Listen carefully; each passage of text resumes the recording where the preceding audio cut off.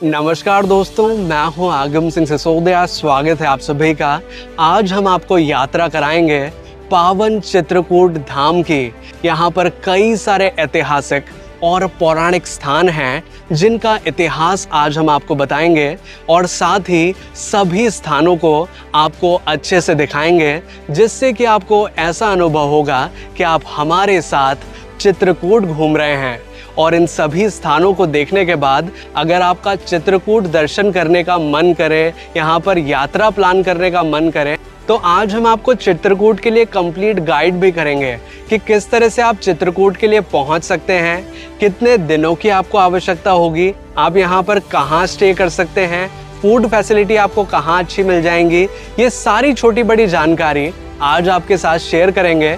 तो आइए यात्रा करते हैं पावन चित्रकूट धाम की। चित्रकूट वह स्थान जहां प्रभु श्री राम ने अपने वनवास काल के 11.5 वर्ष व्यतीत किए हैं।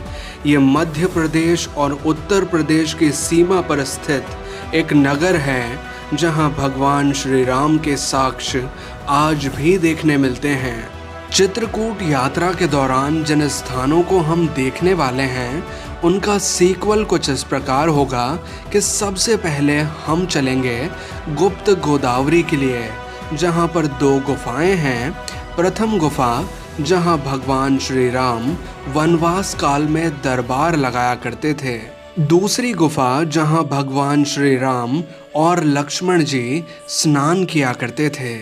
इन पौराणिक गुफाओं को देखने के बाद हम चलेंगे हनुमान धारा के लिए और साथ ही देखेंगे सीता रसोई, जहां पर माता सीता ने वनवास काल में 5 ऋषियों को भोजन कराया था।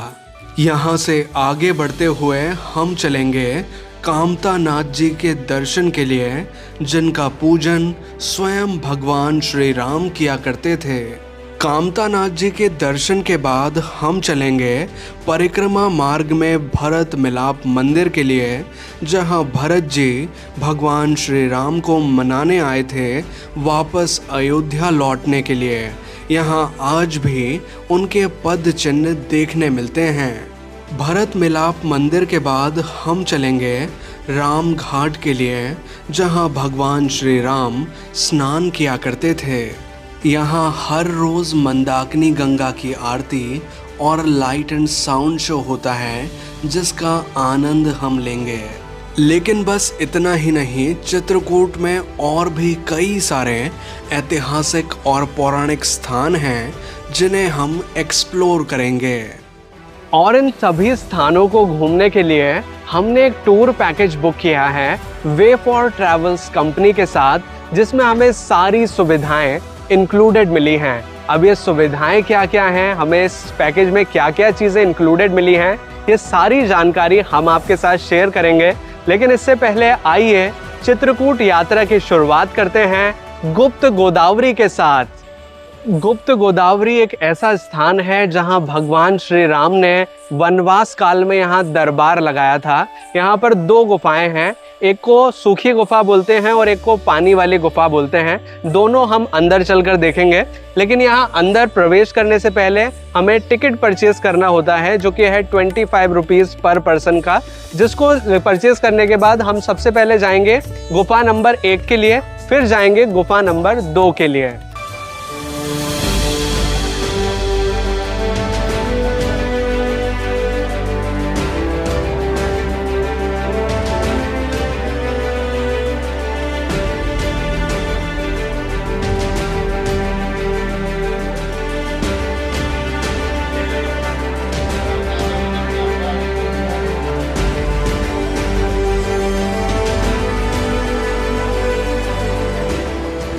तब गुफा के अंदर हमने प्रवेश कर लिया है। जो गुफा का प्रवेश द्वार था वो काफ़ी सकड़ा था, काफ़ी पतला था, लेकिन जैसे ही हम गुफा के अंदर आए हैं, गुफा काफ़ी चौड़ी नज़र आती है। अंदर की साइड आप देखेंगे तो बहुत स्पेस है यहाँ पर, और जस्ट सामने आप देखेंगे तो भगवान का राम दरबार नज़र आता है, जहाँ पर भगवान दरबार लगाया करते थे, जिसमें ऋषि मुनि, साधु संत और देवता शामिल हुआ करते थे।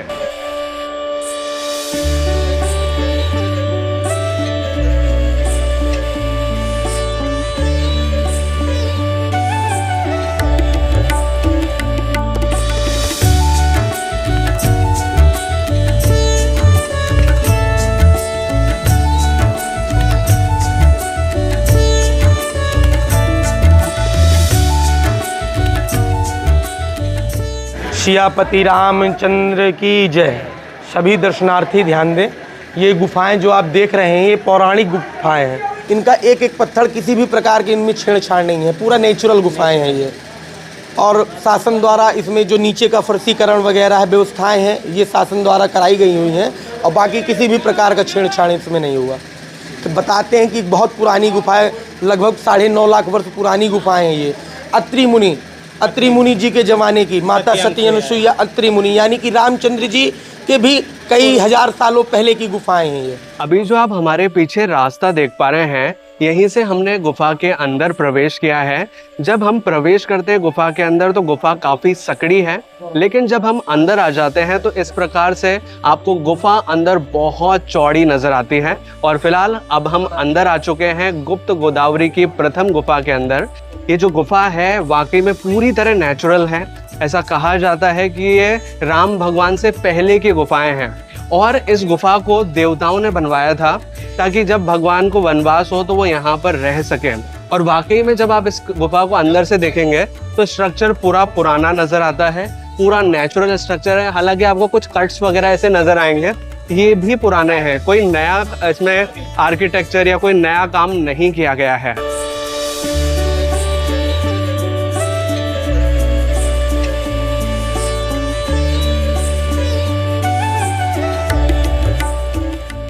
गुफा के अंदर अब हम पहुंच चुके हैं सीता कुंड के पास में। ये वो स्थान है जहां माता सीता स्नान किया करती थी। ये जो कुंड आप देख रहे हैं इसमें पानी है गोदावरी का, लेकिन यहाँ पर स्नान किया करती थी माता सीता। अभी जो गोदावरी का उद्गम स्थल है जहाँ से माँ गोदावरी आ रही हैं, वो स्थल आगे की ओर है, मैं आपको थोड़ा आगे दिखाना चाहूँगा। लेकिन ये है सीता कुंड और ये जो गुफा है वाकई में जब आप अंदर आएंगे तो बहुत अच्छा अनुभव आपको होगा। जैसे कि आप देख रहे हैं शिवलिंग, यहाँ पे बताया जाता है कि भगवान श्री राम जी वनवास काल में राम और सीता जोड़े से महादेव की पूजा अर्चना करते थे। इसीलिए इसके पहले जो मूर्ति थी वो खंडित हो गई थी, लॉकडाउन जब लगा था तो नई मूर्ति प्राण प्रतिष्ठा करके बैठाई गई थी। इसके पहले जो थी वो पत्थर की, पेवर पत्थर की थी, वनवास टाइम की थी।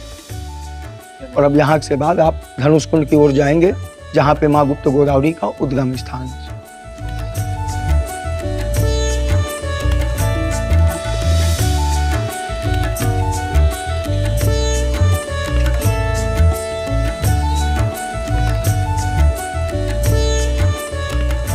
ये गोदावरी का उद्गम है।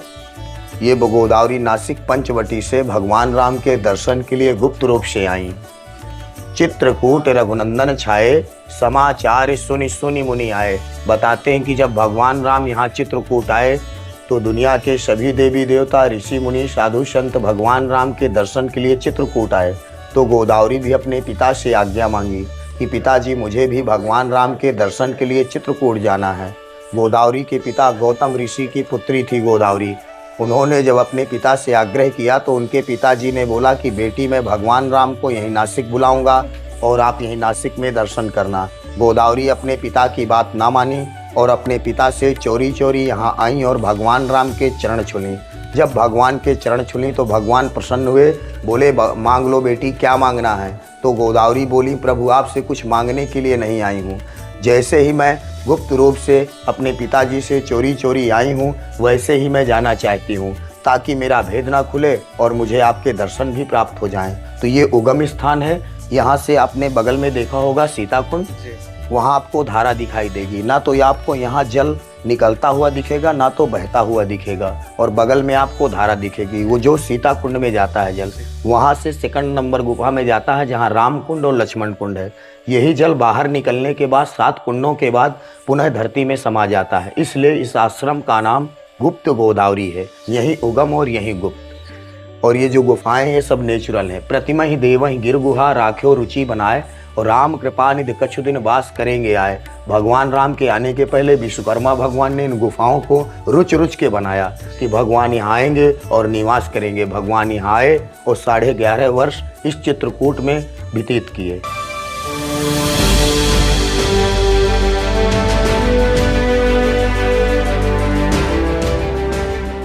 अब गुफा के एक ऐसे भाग में मैं आ चुका हूँ जहाँ पर एक राक्षस का स्टैचू बना हुआ है जिसका नाम है मयंक, और इसे खटखटा चोर के नाम से भी जाना जाता है। यहाँ आप ऊपर देखेंगे तो एक बड़ा सा पत्थर नुमा आकृति आपको नजर आएगी। इसे ही कहा जाता है मयंक राक्षस, खटखटा चोर। खटखटा चोर की जो कथा है वो मैं आपको बताना चाहूँगा कि जब माता सीता यहाँ सीता कुंड में स्नान कर रही थी तो ये मयंक नाम का राक्षस गया और सीता माँ के आभूषणों की चोरी कर लिया। जब चोरी कर लिया तो भगवान राम लक्ष्मण जी पहरे में थे। उन्होंने जब देखा कि ये तो मेरे माँ के आभूषण हैं, तो उन्होंने शब्द वेदी बाण मारा कि हे राक्षस जा तू पाषाण का हो जा। जब वो राक्षस पाषाण का होने लगा तो भगवान श्री राम के पास गया और भगवान श्री राम से उसने विनय किया कि प्रभु आप मेरे को पत्थर का तो बना दोगे, पर मेरा भोजन क्या होगा। तब भगवान श्री राम बोले कि कलयुग में जो दर्शनार्थी मेरे दर्शन के लिए आएंगे, मेरे दर्शन के साथ साथ तुम्हारा भी दर्शन करेंगे और उनका मानसिक पाप जो होगा वही आपका भोजन होगा। वो एक बाल तोड़ के ऊपर उल्टा लटका दिए। यही वो राक्षस है, लंबी दाढ़ी फटा मुंह। ये पत्थर कहीं ज्वाइंट नहीं है, चारों तरफ से खुला हुआ है और ये हिलता है पर गिरता नहीं। इसलिए ये राक्षस खटखटा चोर के नाम से जाना जाता है। क्षेत्रीय भाषा में इसे पहले बांस से, आज से 40 साल पहले इसको बांस से हिलाते थे तो खटखट की आवाज आती थी। ये हिलता था, तो जब हिलता था तो खटखट की आवाज आती थी, तो इसलिए इसको खटखटा चोर के नाम से क्षेत्रीय भाषा में लोग बोलने लगे। हाय ये मयंक नाम का राक्षस, ऐसा यहाँ का महत्व है। और ये नीचे सीता जी के चरण हैं, ये सीता चरण है। हनुमान जी पहरे में हैं ताकि ये राक्षस भगे ना, ऐसा यहाँ का महत्व है।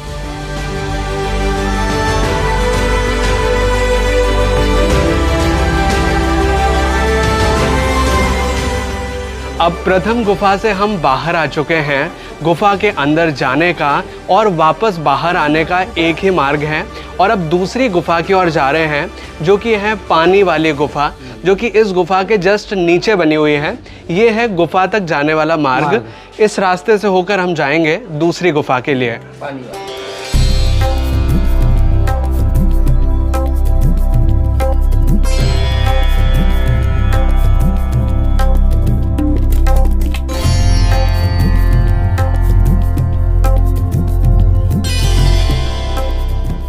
ये पशुपतिनाथ हैं। इनके दर्शन दो ही जगह है, काठमांडू नेपाल में, और भगवान राम जी ने ही सेम पूजन किया। इनका शिव पुराण में आज भी वर्णन है। इनका जो 5 भाव हैं, पांचों अलग अलग। पहला गौरी भाव है, जो पहला भाव देखेंगे अर्धनागेश्वर है, आधा स्वरूप माता पार्वती जी का है, आधा शंकर जी का जो बिंदी लगी है। दूसरा मुखारविंद देखेंगे विमल भाव है, ध्यान अवस्था में है, दोनों नेत्र बंद किए हुए हैं। तीसरा मुखारविंद देखेंगे ये रुद्र रूप है, जब राजा दक्ष प्रजापति ध्वंस किए थे विकराल रूप धारण दिए, तीनों नेत्र खुले हुए हैं। ये चौथा भाव देखेंगे, ये जटाजूट है, जब भागीरथी गंगा जटाओं से धारण दिए थे जटाजूट, और ऊपर 5वां शिवलिंग। इनकी 5 आकृतियां अलग अलग। अब गुप्त गोदावरी की दूसरी गुफा के अंदर हमने प्रवेश कर लिया है। ये पानी वाली गुफा के नाम से जानी जाती है क्योंकि यहाँ पर जब हम प्रवेश करते हैं तो प्रवेश के साथ ही पानी का लेवल धीरे धीरे करके बढ़ने लगता है और अंदर जाकर ये गुफा काफ़ी पतली और सकड़ी होने लगती है। तो यहाँ पर आने से पहले हमें जो भी अगर हम कपड़े पहन के आए हैं तो थोड़ा सा ऊपर उनको करना है, क्योंकि अंदर जाते जाएंगे पानी का लेवल बढ़ता जाएगा। और अंदर चलकर मैं आपको इस गुफा की जो कथा है वो भी सुनाना चाहूँगा। हमारे साथ महाराज जी हैं जो कि हमें इस गुफा की कथा के बारे में बताएंगे। जी जी, आइए आप राम कुंड लक्ष्मण कुंड दोनों को जी जी देखेंगे, वहीं पर देखेंगे, विचार करेंगे, वहाँ का आनंद देखेंगे, वहाँ का जल ग्रहण करेंगे। जी जी जी।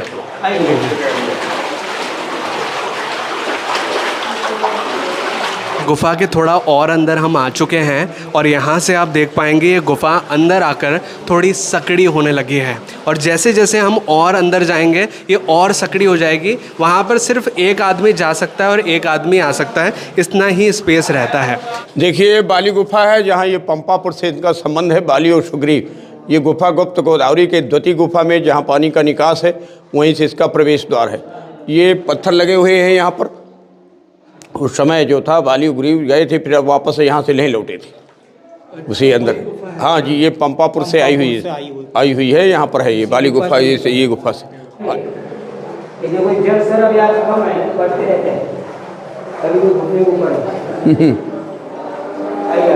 आइए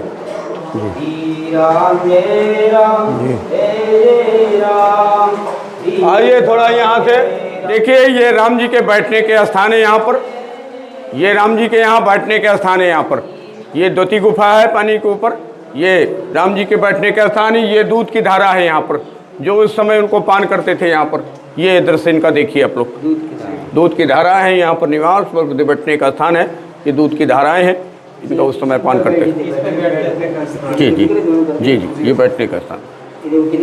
हाँ जी जी हाँ। अच्छा, आप चलते हैं रामकुंड लक्ष्मण कुंड। लक्ष्मण कुंड। जय राम जय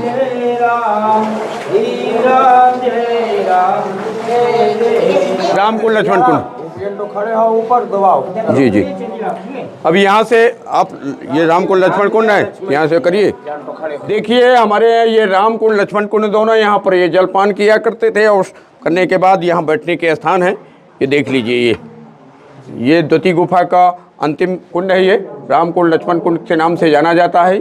यहाँ पर लोग जल आचमन करते हैं, पीते हैं और अपनी मानसिकता को पूरी करते हैं, अपनी याददाश्त पूरी करते हैं कि हमारी मनोकामना पूरी हो। ये सब करने की। बोलिए राम दरबार की जय जय।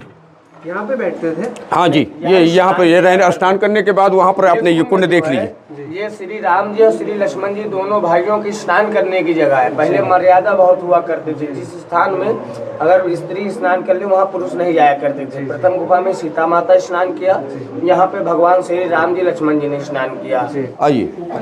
हाँ जी, ये प्रथम से जहाँ हम लोग गए थे भी। आइए। श्री राम जय राम जय जय राम, श्री राम जय जय राम, भोलेनाथ की जय।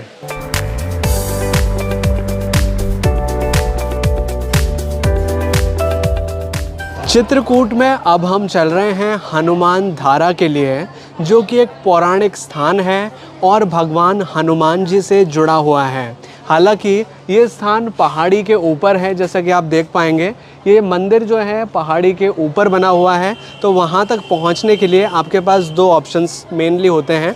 एक तो आप बाय सीढ़ियों से जा सकते हैं। सीढ़ियों की संख्या काफ़ी ज़्यादा है, तो आपको थोड़ा चढ़ने में कठिनाई हो सकती है। अदरवाइज़ यहाँ एक बहुत ही सिंपल ऑप्शन है रोपवे का, जिससे बड़ी आसानी से आप वहाँ तक पहुँच सकते हैं। और एक और रास्ता जाता है कि आप बाय व्हीकल भी जा सकते हैं, लेकिन वो बहुत लंबा रास्ता है जिसे क्रॉस करके जाया जाता है। लेकिन अभी फ़िलहाल हम चल रहे हैं रोपवे के थ्रू हनुमान धारा के लिए। रोपवे के टिकट चार्जेस के बारे में बात करें तो यहाँ 160 रुपये पर पर्सन का चार्ज लगता है।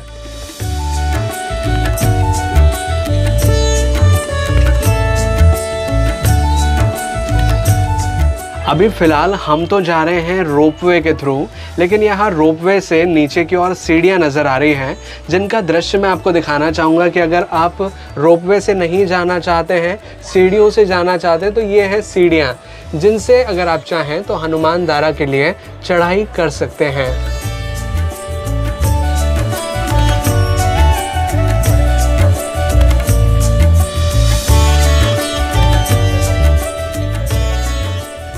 जिसके लिए आप लोग देखने के लिए आए हैं, तो ये धारा गिरती 12 महीना 24 घंटा, इसी का नाम हनुमान धारा है। ये हनुमान जी महाराज ने लंका दहन किया था, लंका को जलाया था, तो बाबा को लंका जलाने की तपन रहती थी, गर्मी ज्वाला दाह। उसी की शांति के लिए भगवान राम जिस समय राज्य त्याग करके, अवध का राज्य करके महाराज जाते हैं बैकुंठ को, यानी साकेत को। उस समय हनुमान जी महाराज भगवान की चरण सेवा में रहते थे। एक दिन बोले भक्त हनुमान, मैं तो जिसलिए अवतार लिया वो कार्य मेरा पूरा हो चुका, भक्तों का दुख दूर हो गया। अब मैं जाना चाहता हूँ बैकुंठ के लिए, और आपको इसी मृतलोक में रहना पड़ेगा। उस समय हनुमान जी महाराज ने हाथ जोड़ करके प्रार्थना किया कि भगवान हमें इस मृतलोक में क्यों रहना पड़ेगा।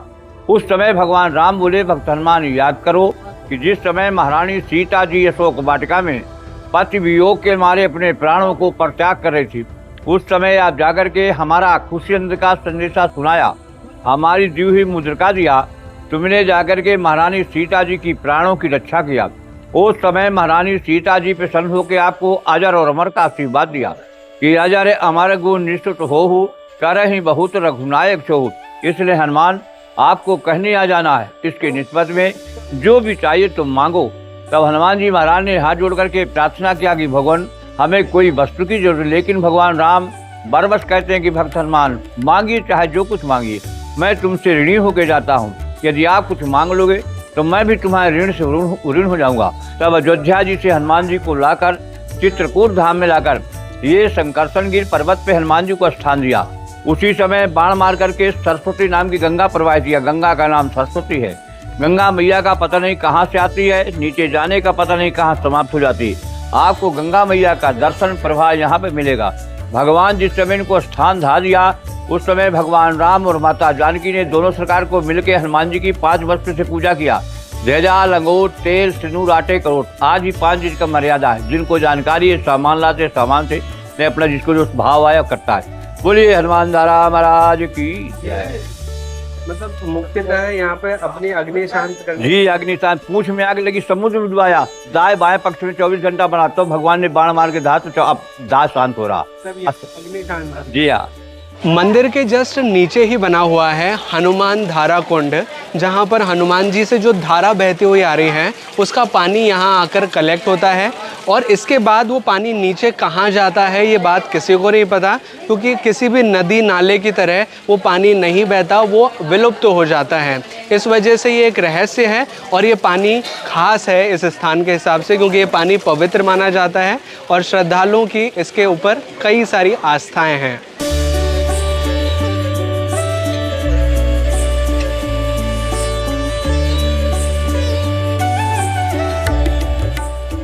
हनुमान धारा से ऊपर बनी हुई है माता सीता की रसोई, जिसे अब हम देखने चल रहे हैं। रसोई तक पहुंचने के लिए कुछ सीढ़ियां चढ़कर हमें ऊपर की ओर जाना होता है।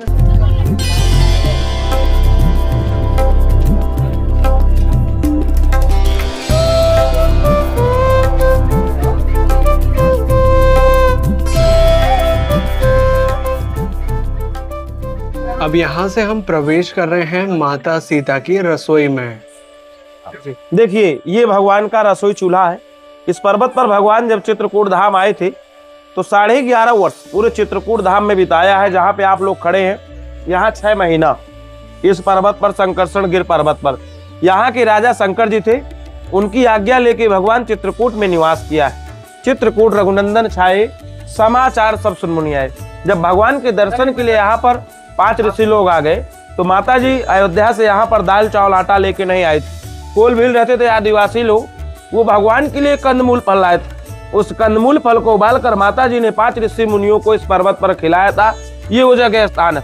कंद मूल भर भर दूना और चले रूटंजन सोना, इतना सुंदर उसको सजा के लाए थे कि उसके आगे सोना फैलता। यहाँ बनाती थी और अंदर खिलाया है। ये दोनों प्राचीन मंदिर है। ये हनुमान धारा से प्राचीन मंदिर है जी। ये वनवास काल का है। यहाँ पर भगवान रामचंद्र जी, ऐसा बताया जाता है रामायण के अनुसार पर, कि महीने में एक बार निवास करते। जब यहाँ से भगवान रामचंद्र जी जाने लगे तो यहाँ के जो पशु पक्षी जीव जंतु थे, पर्ण कुटीय प्रिय प्रीतम संगा प्रिय परिवार कुरंग विहंगा, कि बोले कि प्रभु अब आप यहाँ से जा रहे हैं, हम यहाँ किसके सहारे रहेंगे।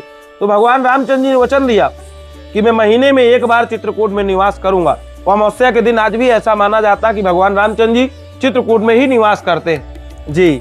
बोलिए सीता मैया की जय। माता सीता की रसोई के पास में ही एक कक्ष है जहाँ पर उन 5 ऋषियों की प्रतिमाएं बनी हैं जिन्हें माता सीता ने भोजन करवाया था। यहाँ पर अत्रि मुनि, अगस्त मुनि, वाल्मीकि जी से 5 ऋषि हैं जिन्हें भोजन कराया गया था माता सीता द्वारा।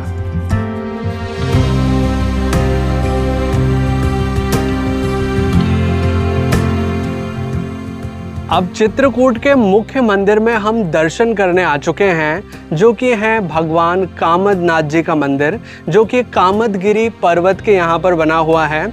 इस मंदिर के बारे में ऐसी मान्यता है कि जब भगवान श्री राम को वनवास हुआ था और वो 11.5 वर्ष तक चित्रकूट में रहे थे, तो तब वो भगवान कामदनाथ जी की पूजा अर्चना किया करते थे। देखिए, किसी भी तीर्थ में जाते हैं वहाँ का एक प्रधान दर्शन होता है। जैसे काशी में बाबा विश्वनाथ हैं, जगन्नाथ में जगन्नाथ जी महाराज हैं, वैसे चित्रकूट में श्री कामदनाथ जी भगवान हैं। जिस जगह आप खड़े हैं गौर से दर्शन करें, जो बड़ी वाली मूर्ति है यही मूर्ति भगवान श्री कामदनाथ जी की है। ये स्वयंभू मूर्ति है, बनाई नहीं, प्राकृतिक है। ये आपने पर्वत जो देखा है पीछे, पर्वत इन्हीं का विराटमय शरीर है। ये पर्वत का ही मुखारबिंद है। परमात्मा राम आए, इसी मूर्ति का अपने कर कमलों द्वारा 11.5 साल तक पूजन किया।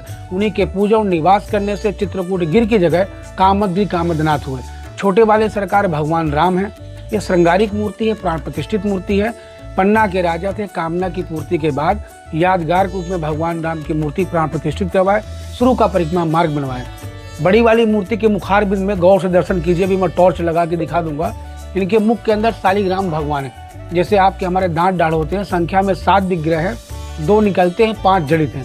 कभी कभी अंदर से जल या दूध अपने आप आ जाता है, पर दिन समय निश्चित नहीं। जब ठाकुर जी की विशेष कृपा होती है तो कभी जल की धारा, कभी दूध की धारा अपने आप आती है। ये भगवान नारायण है, भगवान विष्णु है। चित्रकूट का तीर्थ का मेन बिंदु है, तीर्थ का प्रधान मंदिर है। अब आप दर्शन कर लीजिए, जिनमें शालिग्राम भगवान है। गौर से दर्शन कीजिएगा, देखिएगा। ये इनके मुखारबिंद में 7 शालिग्राम भगवान है। एक ठाकुर जी ये निकल आते हैं, जिनका अभिषेक होता है, दर्शन होता है। एक ठाकुर जी ये निकल आते हैं, और देखिए अंदर देखिएगा, चमक रहे होंगे। ये देखिए, ये जड़ित है। और एक ठाकुर जी के नीचे ठाकुर जी हैं, और 2 इस साइड। हम लोग स्पर्श कर पाते हैं, पर निकलते नहीं। तो कभी कभी अपने आप स्नान कराते हैं, कभी दूध से, कभी जल से। कामदनाथ जी का अर्थ है कामनाएं पूर्ण करने वाले भगवान, यानी कि जो हमारी मनोकामनाएं हैं वो यहाँ आकर पूर्ण होती हैं। ये तो है बीच वाला प्रमुख मंदिर, और मंदिर के साइड में आप देखेंगे तो माँ कामना देवी का मंदिर है, जहाँ पर आप दर्शन कर सकते हैं। और साथ ही यहाँ पर श्री कुबेर कुंड है और हनुमान जी का मंदिर है, जो कि मुख्य मंदिर के दूसरी साइड पर बना हुआ है। चित्रकूट में कामदगिरी पर्वत की परिक्रमा करने का भी एक अलग महत्व है। लोगों की ऐसी मान्यता है कि जब कामदगिरी पर्वत की हम परिक्रमा करते हैं तो हमारी मनोकामनाएं यहाँ पूर्ण होती हैं। ये जो परिक्रमा है ये 5 किलोमीटर की होती है, और इस परिक्रमा की शुरुआत होती है कामतानाथ मंदिर के साथ ही, यानी कि जो मुख्य मंदिर है कामतानाथ जी का, यहाँ से परिक्रमा की शुरुआत होती है, जो कि श्रद्धालु करते हैं। कई लोगों को जिनको चलने में असमर्थ है, उनके लिए यहाँ पर व्हील चेयर्स की सुविधा भी अवेलेबल है। तो अगर आपके साथ कोई बुजुर्ग व्यक्ति आते हैं या फिर चलने में वो असमर्थ हैं, तो उनके लिए ये सुविधा काफ़ी अच्छी रहती है।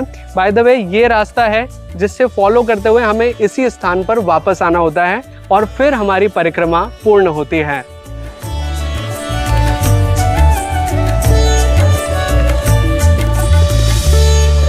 अगर आप कामदगिरी पर्वत की परिक्रमा करते हैं तो पूरे परिक्रमा मार्ग में आपको कुछ इसी तरह के शेड्स नज़र आएंगे। कई सारी दुकानें आपको इस परिक्रमा मार्ग में नज़र आएंगी, और साथ ही यहाँ कई सारे मंदिर भी बने हुए हैं पूरे परिक्रमा मार्ग में, जहाँ पर आप दर्शन कर सकते हैं।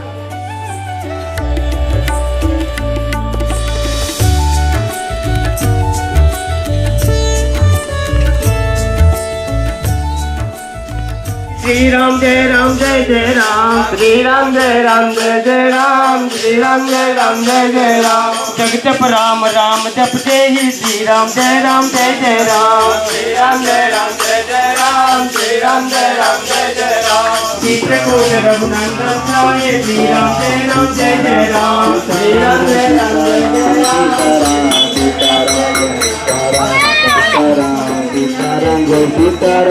सीताराम सीताराम सीताराम सीताराम सीताराम सीताराम सीताराम सीताराम सीताराम सीताराम सीताराम सीताराम। परिक्रमा मार्ग पर अब हम पहुंच चुके हैं एक प्रसिद्ध मंदिर के दर्शन करने, जो कि है भरत मिलाप मंदिर। एक्चुअल में ये वो स्थान है जहां पर भगवान राम से मिलने भरत जी आए थे।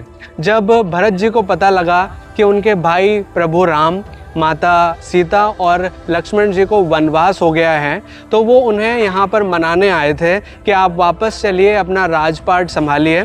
तो वो इसी स्थान पर आकर भगवान श्री राम से मिले थे। यहाँ पर उनके चरण भी छपे हुए हैं, यहाँ पर भगवान राम के और उनके भाई भरत के यहाँ चरण चिन्ह भी आज भी देखने मिलते हैं। ऐसा माना जाता है कि उस टाइम उन दोनों भाइयों का ऐसा मिलन हुआ था कि धरती भी पिघल गई थी और उनके चरण यहाँ पर चिन्हित हो गए हैं। ये देखिए, जिस समय भगवान राम जी को वनवास हुआ था भरत जी उस समय नलिहाल में थे। भरत जी को अयोध्या जी बुलाया गया। जब उनको पता चला कि मेरे भैया का वनवास हो गया, पिताजी का स्वर्गवास हो गया, चित्रकूट आए तो भगवान राम जी और भरत जी का मिलाप इसी जगह पे हुआ। उनके प्रेम को देखकर ये पत्थर भी मोम की तरह पिघलने लगा। यहाँ पूरे प्रांगण में चरण, ऐसा साधु संतों का कहना है। कुछ रेखाओं के अनुसार छोड़ा गया है कि भगवान राम जी के हैं, इधर बगल में सीता जी कौशल्या जी के, उससे बगल में लक्ष्मण और शत्रुघ्न के, कि बरबस लिए उठाए और लाए कृपा निधान, भरत राम के मिलन लख विसरह सब ही अपार। उस समय परमात्मा को अपनापन भूल जाता है, परमात्मा जड़ हो जाते हैं, पत्थर चेतन हो जाता है। गीता में कृष्ण भगवान कहा कि मैं ही जड़ हूँ, मैं ही चेतन हूँ, जो करता हूँ मैं ही करता हूँ, मेरे सिवाय पत्ता हिलने वाला। ये देखिए भगवान के चरण समझिए, ये पीछे केड़ी है, ये पूरा पंजा है, समझ में आ रहा है, ये पूरा पंजा है, ये घुटना है, ये पूरा चरण पूरे पत्थर में है। एकाग्र मन से जब देखेंगे कहीं उंगली है, कहीं पंजा है, कहीं घुटना। बोलिए भरत जी महाराज की। ये एक और स्थान बना हुआ है यहाँ पास में, जहाँ पर माता सीता और माँ कौशल्या के चरण चिन्ह चिन्हित हैं, जिन्हें भी यहाँ देखा जा सकता है। प्रॉपर जो पैर के शेप्स हैं वो भी नजर आते हैं। ये देखिए सीता जी और कौशल्या जी की मिले ही सकल शासन से जाई, ते ही अवसर करुणामय छाई, करि प्रणाम भेंटी सब सासु, प्रीत कहत कब हे न हुलासु। और यहाँ पीछे की ओर आए तो एक और स्थान बना हुआ है, जहाँ पर लक्ष्मण और शत्रुघ्न के पैर के चिन्ह भी अंकित हैं, जिन्हें भी एक्चुअल में देखा जा सकता है। ये देखिए, ये पूरा जिधर भी समझेंगे पूरे पत्थर, पूरे पैर बने हुए, पूरे पत्थर, लक्ष्मण और शत्रुघ्न। लक्ष्मण और शत्रुघ्न के कहाँ पे पैर बन रहे हैं? ये देखिए, ये पीछे केड़ी है जी, ये पूरा पंजा है, ये पूरा पंजा, जिधर भी देखेंगे पूरे पत्थर, कहीं उंगली है, कहीं पंजा है, कहीं घुटना। सही बात है, कहीं अंगूठे बन रहे हैं। ठीक है, क्योंकि भरत जी महाराज लेटे थे ना, जी जी, तो तभी तो चरण बने कि पाहि नाथ कहीं पाई गोसाई, भूतल परे लकुट की नाई। तभी लक्ष्मण जी कहते हैं ना, कहत सप्रेम नाहि मैं माथा, भरत प्रणाम करत रघुनाथ। तभी भगवान उठते हैं, उठे राम सुन प्रेम धीरा, कहूँ पट कहूँ निसंग धनती राम का, कहीं धनुष गिरा कहीं बाण। तभी भगवान गले मिल लेते हैं। सब सही बोला आपने। मंदिर के अंदर ही भगवान श्री राम और भरत जी की प्रतिमाएं भी बनी हुई हैं। ये उस सीन को दर्शाया गया है जब भरत जी भगवान श्री राम की चरण पादुकाएं लेकर जा रहे हैं, और इन्हीं से उन्होंने 14 वर्ष तक अयोध्या पर राज किया है। मतलब भगवान की जो चरण पादुकाएं हैं उन्हें सिंहासन पर रखकर भरत जी ने पूरा राजपाट संभाला है।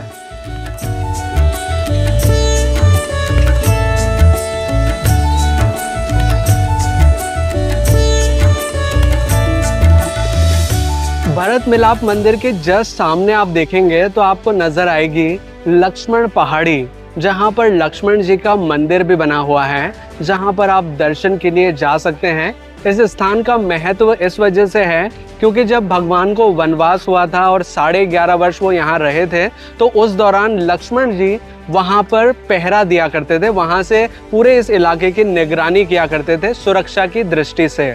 लक्ष्मण पहाड़ी तक जाने के लिए लगभग 200 सीढ़ियों को चढ़कर हमें ऊपर जाना होता है, लेकिन अगर आप सीढ़ियाँ नहीं चढ़ना चाहते हैं तो आप रोपवे की सहायता ले सकते हैं। यहाँ पर रोपवे की सुविधा भी अवेलेबल है।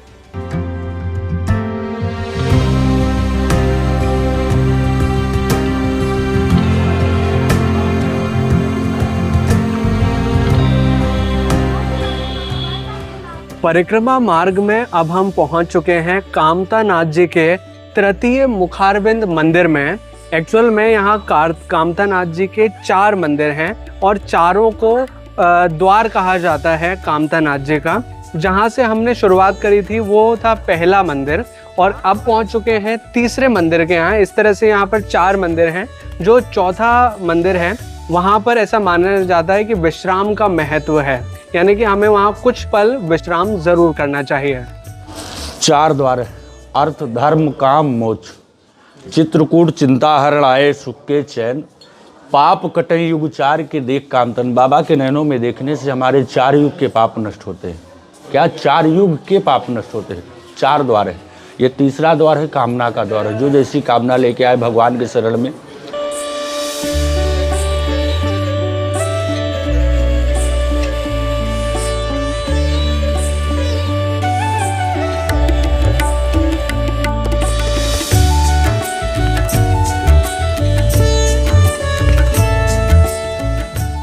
चित्रकूट में रात्रि के समय हम पहुंच चुके हैं राम घाट पर और रात्रि के समय राम घाट का नज़ारा बड़ा ही खूबसूरत नज़र आता है क्योंकि यहाँ रात्रि के समय जो बोट्स हैं उनका डेकोरेशन काफ़ी खूबसूरत लगता है। जो लाइटिंग का नज़ारा है वो बहुत खूबसूरत नज़र आता है। और साथ ही एक इम्पॉर्टेंट चीज़ बताना चाहूँगा कि रात्रि के समय जब संध्या हो जाती है तो मंदाकिनी गंगा की यहाँ पर आरती की जाती है और आरती वाले प्लेस पर हम पहुँच चुके हैं।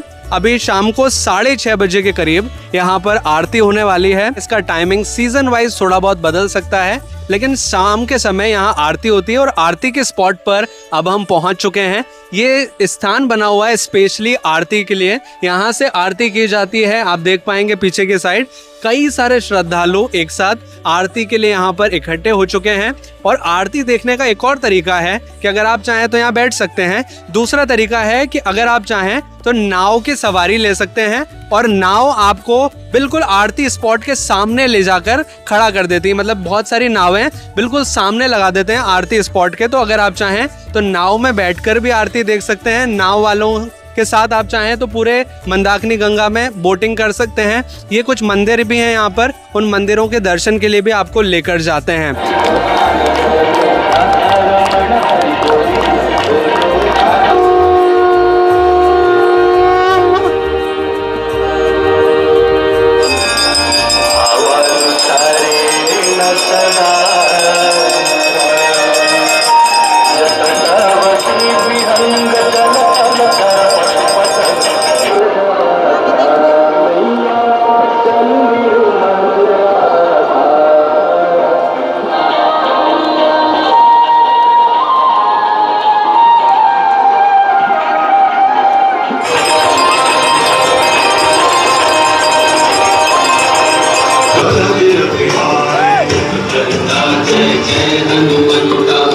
राम घाट पर आरती के जस्ट बाद यहाँ पर लाइट एंड साउंड शो होता है। पानी के पर्दे पर रामायण दिखाई जाती है जिसका नज़ारा वाकई में बहुत खूबसूरत होता है। इसका कुछ नज़ारा मैं आपके समक्ष प्रस्तुत करना चाहूँगा।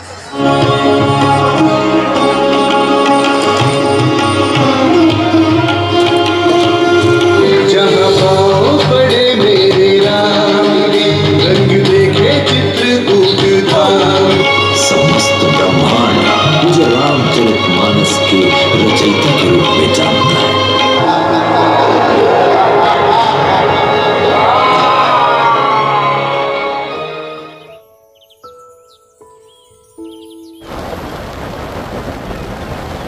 अब चित्रकूट के एक पौराणिक स्थान पर हम पहुंच चुके हैं जिसका नाम है स्फटिक शिला।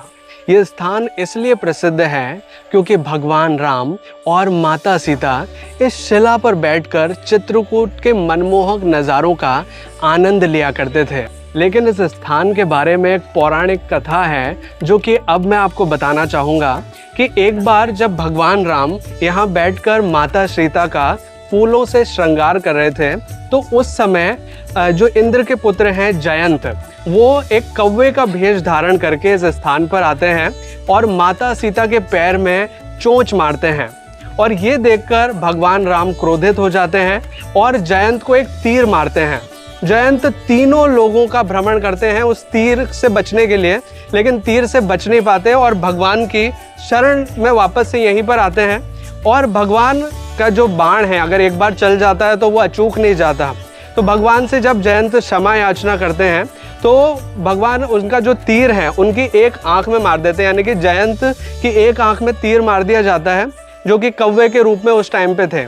इस वजह से जो कौवा है वो एक आंख से काना हो जाता है और एक आंख से उसे दिखाई नहीं देता।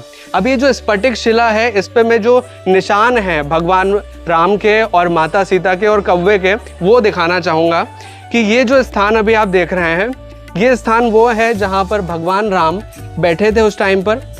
ये वाला स्थान वो है जहाँ पर माता सीता बैठी थी। और जब भगवान राम ने उठकर कौवे को तीर मारा था तो उस समय उनका घुटना यहाँ पर था, उनका जो पैर था वो यहाँ पर था और उनका जो अंगूठा था वो इस स्थान पर था। और ये माता सीता का पद चिन्ह है जो कि यहाँ पर अंकित है। और इस स्थान पर जब कौवा आया था तो ये कौवे के पैर का निशान यहाँ बना हुआ है और ये है कौवे की आंख। बाकी इस स्थान के बारे में हम थोड़ी और जानकारी जानेंगे पंडित जी से। ये स्फटिक शिला है जो ऐसा पत्थर सारे चित्रकूट में नहीं। जितना टेम्परेचर अभी है, जितना ठंडा अभी है, इतना मई जून में भी रहता है, यानी ये पत्थर गर्म नहीं होता है। और रामायण में इसका उल्लेख है।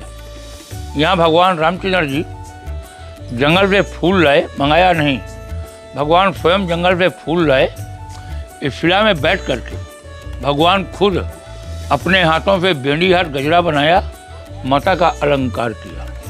तभी इंद्र का लड़का जयन कौवा का रूप बनाया और भगवान की परीक्षा लेने के लिए माता के पैर में चांच मारा। समझ में आ रहा? जब खून बहने लगा, भगवान एक बाण मारा, कौवा 3 लोक में गया, ब्रह्मा विष्णु महेश, लेकिन 3 लोक में कोई शरणागति नहीं किया, कोई बचाया नहीं। तब नारद जी ने कहा कि तू भगवान के पास जा, बाकी संसार में कोई नहीं बचाएगा। तब दोबारा आया, माफ़ी मांगा, तो भगवान एक आंख फोड़ देते हैं। आज भी कौवा एक आंख का होता है, कौवा एक आंख का होता है। 1 मिनट, ये भगवान का बायां पैर है, दाहिने पैर का घुटना है, दाहिने पैर का अंगूठा है। बेटा, जब घुटना टेक करके भगवान ने कौवा को बाण मारा है, यहाँ राम बैठे, यहाँ माता जानकी बैठे, ये माता जानकी का चरण है। स्फटिक शिला के पास में ही एक और शिला है जहाँ पर लक्ष्मण जी के बैठने के चिन्ह बने हुए हैं। ये वो स्थान है जहाँ पर लक्ष्मण जी बैठा करते थे। और यहाँ पीछे आप देखेंगे तो श्री राम जी का एक मंदिर भी बना हुआ है जो कि काफ़ी प्राचीन है, जहाँ पर भी आप दर्शन कर सकते हैं। यहाँ पर प्रसिद्ध कंदमूल फल भी मिलता है जो कि भगवान राम और माता सीता वनवास काल में खाया करते थे, जैसे भी आप यहाँ ट्राई कर सकते हैं। बहुत सस्ते में आपको यहाँ उपलब्ध हो जाता है। ये जड़ होती है? जी, जड़ होती है। ये जमीन के अंदर निकलता है। 10-10 कंदी तो है ये। स्फटिक शिला से कुछ ही दूरी पर एक स्थान बना हुआ है जिसका नाम है राम दर्शन, जिसे भी आप चित्रकूट में देख सकते हैं। ये स्थान काफ़ी अच्छा है और इसके प्रवेश द्वार पर ही आपको हनुमान जी की काफ़ी बड़ी प्रतिमा नजर आएगी। और इसे आप अंदर से जब देखेंगे तो रामायण के अलग अलग दृश्यों को यहाँ दर्शाया गया है। हालांकि इस स्थान को देखने का शुल्क लगता है जो कि है 20 रुपीज़ पर पर्सन का, और इसका ओपनिंग टाइम है सुबह 9 बजे से शाम को 4:45 बजे तक का। लेकिन आपको हम अंदर का दृश्य इस वजह से नहीं दिखा पाएंगे क्योंकि अंदर कैमरा, मोबाइल और किसी भी तरह का बैग ले जाना अलाउड नहीं है। लेकिन अगर आप चित्रकूट आते हैं तो इस स्थान को जरूर विजिट करें।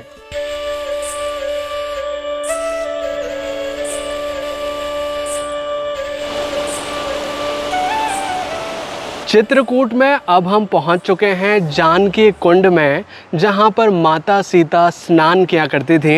यहां पर माता के चरण भी बने हुए हैं। यहाँ एक मंदिर नुमा बना हुआ है जहां पर माता के जो चरण हैं वो आज भी अंकित हैं, जिन्हें हम यहाँ देख सकते हैं। और यहाँ वो कुंड है जहाँ पर माता सीता स्नान किया करती थी। जब भगवान राम को वनवास हुआ था तो 11.5 वर्ष वो यहीं पर रहे थे। तो माता सीता यहाँ पर स्नान करने के लिए आया करती थी। ये वो स्थान है जहाँ पर कुछ पेड़ियाँ भी बनी हुई हैं, यानी कि जो स्टेप्स हैं जिनसे माता सीता कुंड में स्नान के लिए जाया करती थी। ये जानकी कुंड है। यहाँ माता सीता जब यहाँ 11.5 वर्ष रही थी वनवास के समय, उस समय माता जी यहाँ आकर स्नान किया करती थी। स्नान के बाद यहाँ पे पूजन करने के बाद यहाँ बैठ के श्रृंगार करती थी। यहाँ माता जी के चरण हैं। इन शिलाओं में भी माता जी के चरण बने हुए हैं। जानकी कुंड में मुख्य स्थान के अलावा यहाँ कुछ और स्थान भी हैं जहाँ पर माता सीता के पैरों के निशान अंकित हैं। एक स्थान ये वाला है, एक स्थान ये है, और ये यज्ञ कुंड, हवन कुंड के पास में ही बने हुए हैं। यहाँ पर माता सीता हवन किया करती थी, पूजा अर्चना किया करती थी, और ये उनका नहाने का यानी कि स्नान करने का कुंड हुआ करता था।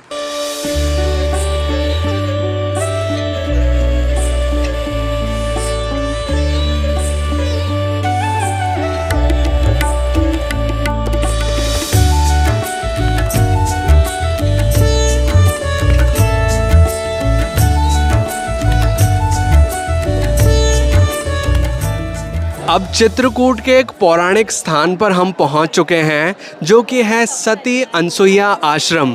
पुराने समय में ऋषि अत्रि और उनकी पत्नी माता अनसुईया यहाँ पर रहा करते थे। ये आश्रम मंदाकिनी नदी के किनारे पर बना हुआ है और यहाँ पर श्रद्धालुओं की ऐसी मान्यता है कि जब वो मंदाकिनी नदी में स्नान करते हैं तो उन्हें पवित्रता का अनुभव होता है।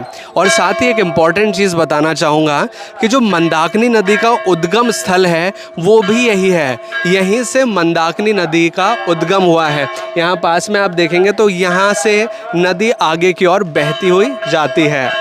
आश्रम के बारे में एक पौराणिक कथा है जो कि मैं आपको आश्रम के अंदर चलते हुए सुनाना चाहूँगा। अब हमने आश्रम के अंदर प्रवेश कर लिया है। आश्रम के अंदर कई सारे देवी देवताओं की प्रतिमाएं विराजमान हैं जिनके हम यहाँ दर्शन कर सकते हैं और साथ ही यहाँ पर कई सारी पौराणिक कथाओं का चित्रण भी देखने मिलता है, जिन्हें देखते हुए अब मैं आपको इस आश्रम से जुड़ी पौराणिक कथा सुनाना चाहूँगा। माता अनसुईया एक पतिव्रता नारी थी। एक बार सरस्वती जी, लक्ष्मी जी और पार्वती जी ने अनसुईया जी की परीक्षा लेने भगवान ब्रह्मा, विष्णु और महेश को अनसुईया जी के आश्रम में भेजा। साधु के भेष में तीनों देवताओं ने अनसुईया जी से भोजन कराने की मांग रखी और शर्त रखी कि निर्वस्त्र होकर भोजन परोसेंगी। माता अनसुईया ने अपनी दिव्य शक्ति से पता किया कि ये तीनों ब्रह्मा, विष्णु और महेश हैं। तीनों पर उन्होंने जल छिड़का और उन्हें नन्हा बालक बना दिया। उनको दूध पिलाया और पालने में झुलाया। घर में पत्नी तीनों घबड़ गईं कि 6 महीना हो गए अभी वापस नहीं आए। नारद से पूछी, नारद जी बोले कि नहीं आएंगे। अनसुईया उनको 6 महीने के बच्चे बना के झुला दिया। उनके दोबारे वो झूलते हैं तो कैसे आएंगे। और ये बात सुन के तीनों देवियां माता अनसुईया जी के सामने प्रकट हुईं और उनसे क्षमा याचना की और अपने पतियों को वापस करने का अनुरोध किया। फिर माता अनसुईया ने पानी के छींटे देकर बालकों को अपने असली स्वरूप में लाई, जो कि हैं ब्रह्मा, विष्णु, महेश। माता अनसुईया के बारे में एक और ख़ास बात है कि जब भगवान श्री राम वनवास के लिए आए थे तो माता अनसुईया ने माता सीता को दिव्य वस्त्र प्रदान किए थे, जो कि कभी पुराने नहीं होते थे और हमेशा नए हो जाते थे।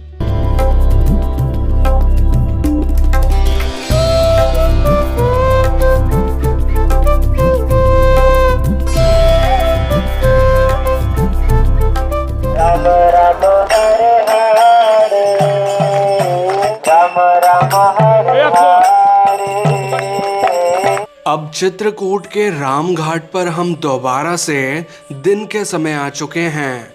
जो ये राम घाट है ये 2 कारण से प्रसिद्ध है। पहला तो कि जब भगवान श्री राम को वनवास हुआ था और जब वो चित्रकूट में रह रहे थे तो उस दौरान वो यहाँ पर स्नान किया करते थे, स्नान करने आया करते थे। और दूसरा कारण है कि इसी घाट पर तुलसीदास जी को भगवान श्री राम ने दर्शन दिए हैं। उसकी एक पौराणिक कथा है जो कि अब मैं आपको सुनाना चाहूँगा।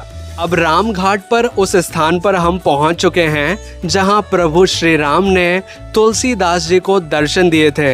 यहाँ पर तुलसीदास जी की एक प्रतिमा भी बनी हुई है और इस स्थान के बारे में एक पौराणिक कथा है जो कि अब मैं आपको सुनाना चाहूँगा कि जब तुलसीदास जी बहुत ज़्यादा विचलित हो रहे थे भगवान श्री राम के दर्शन के लिए, वो अलग अलग जगह जा रहे थे, तप कर रहे थे, हवन कर रहे थे, पूजा कर रहे थे, लेकिन फिर भी उन्हें भगवान श्री राम के दर्शन नहीं हो पा रहे थे।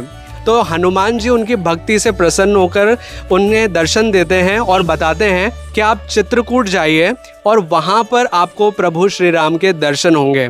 आप चित्रकूट के राम घाट पर बैठकर निरंतर प्रतिदिन आप वहाँ पर चंदन घिसिए और आपको भगवान श्री राम दर्शन देंगे। तो हनुमान जी की बात मानकर तुलसीदास जी आ जाते हैं चित्रकूट में और राम घाट पर निरंतर यानी कि रोजाना यहाँ पर चंदन घिसते हैं। एक बार प्रभु श्री राम यहाँ पर आते हैं उनके सामने और उनको तिलक लगाकर चले जाते हैं, लेकिन तुलसीदास जी उन्हें पहचान नहीं पाते।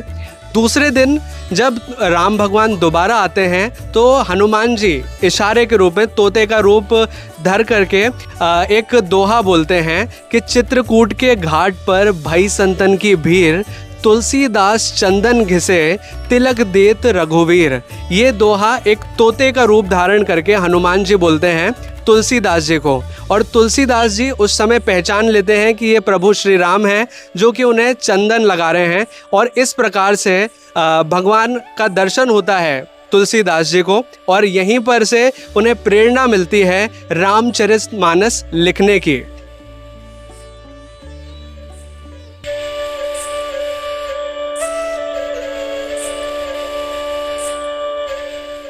अब रामघाट पर हम एक बहुत ही पौराणिक और प्राचीन मंदिर में दर्शन करने आ चुके हैं, जो कि है मत्त गजेंद्रनाथ मंदिर, जो कि महादेव को समर्पित है।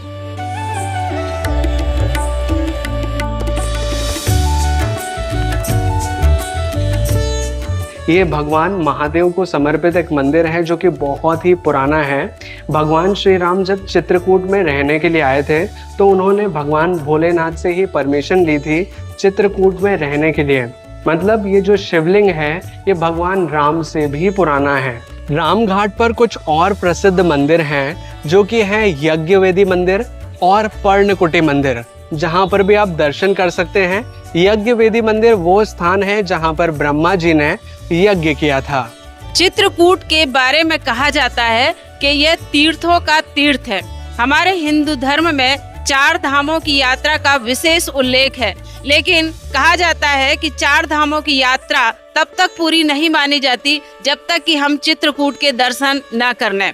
क्योंकि मैंने यहाँ पर यह अनुभव किया कि यदि आप मानव के हृदय को शुद्ध करना चाहते हो और प्रकृति के आकर्षण से बंधना चाहते हो तो चित्रकूट में जरूर आएं। चित्रकूट एक ऐसा स्थान है जिसका उल्लेख कई पुराणों में कालिदास जी ने, तुलसीदास जी ने और वेद व्यास जी ने अपनी कृतियों में किया है। तो अगर इन सभी स्थानों को देखने के बाद अगर आप चित्रकूट घूमने का टूर प्लान बना रहे हैं तो आपके पास 2 ऑप्शंस हैं। पहला ऑप्शन कि आप अपनी जर्नी स्वयं ही प्लान करें, सारे अरेंजमेंट स्वयं ही करें। इसके लिए आपको इन इलाकों की जानकारी होना बेहद ज़रूरी है।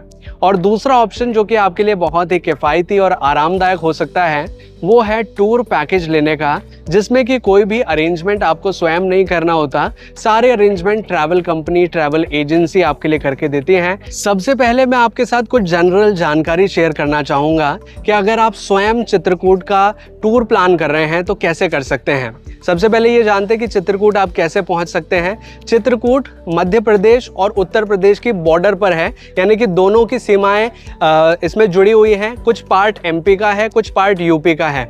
और यहाँ तक पहुँचने के लिए यहाँ चित्रकूट में एक रेलवे स्टेशन है, तो आप बाय ट्रेन बहुत इजीली आ सकते हैं। अगर आप बाय बस आना चाहते हैं तो बाय बस भी आ सकते हैं। और अगर नियर बाय रेलवे स्टेशन के बारे में बात करें तो सतना आप आ सकते हैं, रीवा आप आ सकते हैं। ये भी कुछ नियर बाय रेलवे स्टेशन हैं जहाँ तक आप आ सकते हैं। और एक माणिकपुर रेलवे स्टेशन भी है, वहाँ तक की भी ट्रेन अवेलेबल हो जाती हैं। और अगर बात करें कि चित्रकूट घूमने में आपको कितने दिनों की आवश्यकता होगी तो आपके लिए 2 दिन सफिशिएंट रहेंगे। 2 दिन में आप पूरा चित्रकूट आराम से घूम सकते हैं। और अगर बात करें कि चित्रकूट में खान पान किस प्रकार का है और कहाँ पर आप अच्छा भोजन कर सकते हैं, तो यहाँ पर खाना पीना बहुत सस्ता है। यहाँ पर कई सारे ढाबे हैं, कई सारे रेस्टोरेंट्स हैं जहाँ पर आप थाली सिस्टम से भी ले सकते हैं। 80 रुपये से लेकर 100 रुपये, 150 रुपये तक आपको ईजिली थाली मिल जाती है, जिसमें कि रोटी, सब्जी, दाल, चावल, ये सारी चीज़ें रहती है जो कि पेट भर आप खा सकते हैं। इस तरह की कई सारी शॉप्स हैं जो कि आपको जगह जगह पर नज़र आएंगे। और अगर बात करें कि चित्रकूट में आप कहाँ पर स्टे कर सकते हैं, तो यहाँ पर लो बजट से लेकर हाई बजट तक आपको कई सारी स्टे फैसिलिटीज़ मिल जाएंगी। यहाँ अगर आप चाहें तो धर्मशाला में रुक सकते हैं, क्योंकि कई सारी धर्मशाला हैं। आप लॉज में रुक सकते हैं क्योंकि लॉज भी आपको यहाँ कई सारे मिल जाएंगे। लेकिन अगर आप फैमिली के साथ आ रहे हैं या फिर कपल्स में आ रहे हैं और एक अच्छी फैसिलिटी की तलाश में हैं तो यहाँ पर अच्छे स्टैंडर्ड होटल्स भी मिल जाते हैं डीलक्स और प्रीमियम रूम्स की कैटेगरी के हिसाब से। और हमने जिस होटल में स्टे किया हुआ है उसका रूम टूर मैं आपको कराना चाहूँगा कि हम कहाँ पर स्टे कर रहे हैं। ये हमारा होटल रूम है, जैसे आप देख पाएंगे ये काफ़ी नीट एंड क्लीन है और साफ़ सुथरा है क्योंकि अभी हम यहाँ पर फैमिली के साथ ट्रैवल कर रहे हैं, मम्मी पापा भी साथ में हैं, तो एक अच्छा रूम होना काफ़ी ज़रूरी होता है। इस वजह से हमने इस प्रॉपर्टी को चूज़ किया। यहाँ पर काफ़ी अच्छा रूम है और इस रूम में वो सारी फैसिलिटीज़ हैं जो कि एक होटल रूम में होनी चाहिए। तो अब ये तो बात हो गई पहले ऑप्शन के बारे में जिससे आप अपना सेल्फ अरेंजमेंट स्वयं कर सकते हैं। लेकिन अगर आप हमारी तरह फैमिली के साथ आ रहे हैं या कपल्स में आ रहे हैं और एक अच्छी सुविधा चाहते हैं तो आपके लिए एक बेटर ऑप्शन रहेगा टूर पैकेज लेने का, जिसमें कि कोई भी अरेंजमेंट आपको स्वयं नहीं करना होता, सारे arrangement travel company, travel agency आपके लिए करके देती हैं। हमने भी एक टूर पैकेज बुक किया था वे फॉर ट्रैवल्स कंपनी के साथ, जिसमें कि हमने चित्रकूट, अयोध्या, वाराणसी और प्रयागराज ये चारों स्थान घूमे। लेकिन अभी आपने सिर्फ इसका चित्रकूट वाला भाग देखा, लेकिन इस पूरे पैकेज में हमारे ये चारों स्थान भी इंक्लूडेड थे। इस टूर पैकेज में हमें लग्जरी स्टे फैसिलिटी इंक्लूडेड मिली थी। इसमें हमें प्राइवेट कैब की फैसिलिटी मिली थी जिससे हमने सभी साइट सीन्स किए और साथ ही हमारा ब्रेकफास्ट इसी पैकेज में शामिल था। अगर आप भी इसी तरह की हमारी तरह एक लंबी यात्रा प्लान कर रहे हैं तो आप टूर पैकेज बुक कर सकते हैं वे फॉर ट्रैवल्स कंपनी के साथ। हमारे एक्सपीरियंस के बारे में बात करें तो उनके साथ हमारा एक्सपीरियंस काफ़ी अच्छा रहा, काफ़ी अच्छी फैसिलिटीज़ हमें इस टूर के दौरान मिली। अगर आप चाहें तो वे फॉर ट्रैवल्स कंपनी के साथ अपना ट्रैवल पैकेज बुक कर सकते हैं। कंपनी के कॉन्टैक्ट डिटेल्स हमने डिस्क्रिप्शन में दे दिए हैं, साथ ही पिंड कमेंट में पिंड भी कर दिए हैं, तो वहाँ से आप उनके साथ कॉन्टैक्ट कर सकते हैं और अपना ट्रैवल पैकेज बुक कर सकते हैं। तो ये है चित्रकूट और चित्रकूट घूमने से जुड़ी संपूर्ण जानकारी। हमारा एक्सपीरियंस यहाँ काफ़ी अच्छा रहा। आपको ये एक्सपीरियंस कैसा लगा कमेंट करके ज़रूर बताइएगा। अगर आपको ये वीडियो अच्छा लगा है तो प्लीज़ वीडियो को लाइक कीजिएगा, इसे शेयर ज़रूर कीजिएगा अपने दोस्तों और अपने फैमिली मेम्बर्स के साथ। और अगर आपने चैनल अभी तक सब्सक्राइब नहीं किया है तो प्लीज़ चैनल को सब्सक्राइब कीजिए, बेल आइकन को दबाकर ऑल पे प्रेस कीजिए ताकि इसी तरह के वीडियो नोटिफिकेशंस आपको आगे भी मिलते रहें। और अगर आप चाहें तो मुझे इंस्टाग्राम पे भी फॉलो कर सकते हैं। मेरा इंस्टाग्राम आईडी है आगम सिंह सिसोदिया, जिसका लिंक हमने डिस्क्रिप्शन में भी दिया हुआ है।